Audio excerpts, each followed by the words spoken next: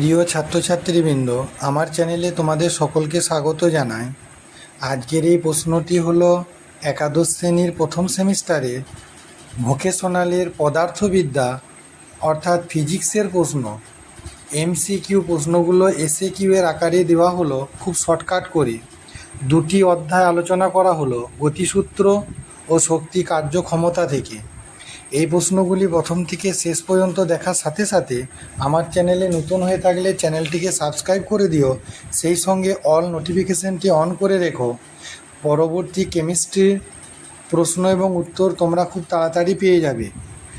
1 নম্বর প্রশ্ন দেখো, চলন্ত বাস হঠাৎ থামলে যাত্রীরা সামনের দিকে ঝুঁকে পড়ার কারণ কি? উত্তর হলো যাত্রীর গতিজাড্য। বলের পরিমাণ পাওয়া যায় নিউটনের গতি সম্পর্কীয় কোন সূত্রে? এটি দ্বিতীয় সূত্রে। ভরবেগের পরিবর্তনের হারকে বলে ত্বরণ কার্য সরণ না বল? উত্তর হবে বল। অবাধে পতনশীল লিফটে দণ্ডায়মান ব্যক্তি নিজেকে কি মনে করবে? বেশি ভারী, হালকা, ওজন শূন্য না অপরিবর্তিত? ওজন শূন্য মনে করবে। একটি ঘূর্ণায়মান বৈদ্যুতিক পাখা সুইচ বন্ধ করার পরও কিছুক্ষণ ঘোরার কারণ কি? না পাখার গতিজাড্য। সুষম গতিবেগে চলমান একটি বস্তুর ওপর কিরূপ ক্রিয়াশীল হয়? না নিট বল ক্রিয়াশীল হয়। লিফটে দণ্ডায়মান ব্যক্তি নিজেকে ভারী মনে করবে যখন লিফটটি কেমন অবস্থায় থাকবে? না সমত্বরণে উপরে উঠবে। নিউটনের কোন গতিসূত্র থেকে বলের সংজ্ঞা পাওয়া যায়? প্রথম গতিসূত্র থেকে।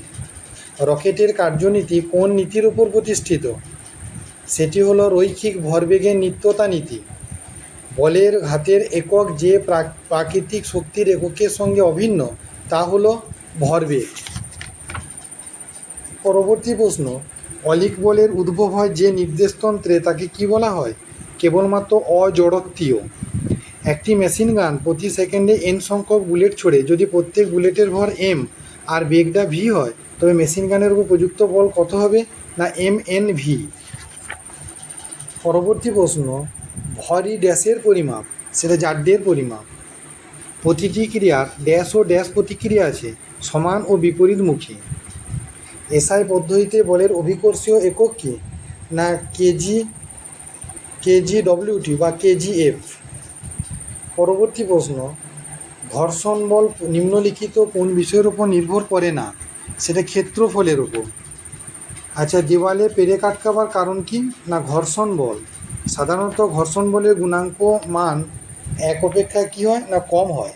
সাইকেল প্যাডেল করে সাইকেলকে গতিশীল করার সময় দুটি চাকার উপর ভূমি কর্তৃক আবর্ত ঘর্ষণ বলের অভিমুখ হবে কী হবে? না সামনের চাকার পিছনের দিকে এবং পিছনের চাকার সামনের দিকে হবে। লম্ব প্রতিক্রিয়া বল দ্বিগুণ হলে দুটি নির্দিষ্ট তলের মধ্যে ঘর্ষণ গুণাঙ্ক কী হবে? না অপরিবর্তিত থাকবে। একটি লোক উত্তর থেকে দক্ষিণ দিকে হাঁটছে, এক্ষেত্রে পায়ের পাতা ও ভূমির মধ্যে ঘর্ষণ বল কীরূপ ক্রিয়া করে? না উত্তর থেকে দক্ষিণে ক্রিয়া করে। ঘর্ষণ বলের উৎস কি? অভিকর্ষ বল, নিউক্লিয় বল, তড়িৎচুম্বকীয় বল না স্থিতিস্থাপক বল? উত্তর হবে তড়িৎচুম্বকীয় বল। ঘর্ষণ কোণের মান বিরাম কোণের মানে চেয়ে কম না চেয়ে বড় না তার সমান না তা কোনোটি নয়, না তার চেয়ে বড় হয়। বন্দুক থেকে গুলি চালালে বন্দুক পিছু হটার কারণ যে নীতির ওপর প্রতিষ্ঠিত তা হলো ভরবেগের নিত্যতা সূত্র, শক্তির নিত্যতা সূত্র, ভরের নিত্যতা সূত্র না কৌণিক ভরবেগের নিত্যতা সূত্র? উত্তর হচ্ছে ভরবেগের নিত্যতা সূত্র। পরবর্তী প্রশ্ন, কোনো কণাকে বৃত্তাকার পথে ঘোরানোর জন্য যে বল প্রয়োজন তা হলো জড়ত্বীয় বল, অভিকর্ষজ বল, অভিকেন্দ্র বল? উত্তর হবে অভিকেন্দ্র বল।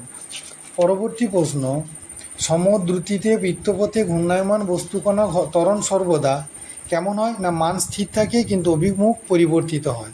নিচের কোনটি অলিক বল? উত্তর হচ্ছে ঘর্ষণ বল, মহাকর্ষণ, অভিকেন্দ্র না অপকেন্দ্র বল? সমবৃত্তীয় গতির ক্ষেত্রে কোন রাশিটি ধ্রুবক থাকে না? সেটি হলো রৈখিক ভরবেগ। সূর্যের চারিদিকে পৃথিবী সহ অন্যান্য গ্রহগুলি আবর্তনের জন্য যে অভিকেন্দ্র বল সংযোজন হয় তার যোগান দেয় কে? না মহাকর্ষ বল। একটি পাথরের টুকরোকে দড়ি বেঁধে উল্লম্ব বৃত্তাকার পথে সমগতিতে ঘোরালে টান সর্বোচ্চ হয় যখন কখন? না দড়িটি সর্বনিম্ন বিন্দুতে যখন থাকে। পরবর্তী প্রশ্ন, সুতোয় বেঁধে এক খণ্ড পাথরকে বৃত্তাকার পথে ঘোরানো হচ্ছে, সুতোটি ছিঁড়ে গেলে পাথরটি কোন দিকে যাবে? না পাথরটি যাবে সেটি হলো বৃত্তের স্পর্শক বরাবর। পরবর্তী প্রশ্ন, এসআই পদ্ধতিতে কার্যের একক কিনা জুল। একটি ইলেকট্রনের 1 ভোল্ট বিভব প্রভেদের মধ্যে রাখলে যে শক্তি সঞ্চয় হয় সেটি কত, না 1 ইলেকট্রন ভোল্ট। পি কোনো বস্তুর ভর এবং বেগ প্রত্যেকটি দ্বিগুণ করলে গতিশক্তি কত গুণ হবে, না গতিশক্তি 8 গুণ হবে।